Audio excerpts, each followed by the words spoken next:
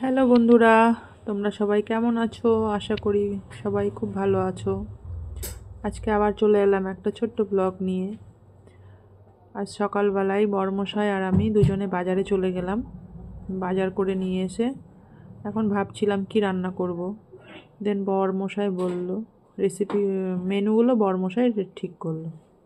তা উনি আমাকে হেল্প করছিল, স্যালাড বানাচ্ছিল।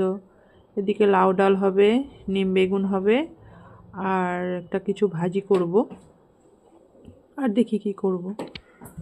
এইদিকে কুকারেও বসিয়ে দিলাম ডাল তাড়াতাড়ি হওয়ার জন্য, অনেকটা দেরি হয়ে গেছিলো। তা ভাবলাম কুকারে জল বসিয়ে ডাল হতে হতে এদিকে আমি লাউটা রান্না করে নিই। তো লাউটা প্রায় হয়ে এসছে, আর এদিকে আমার ডালটাও হয়ে গেছে, একটা ভাজাও করে নিয়েছি। এখন সব রেডি।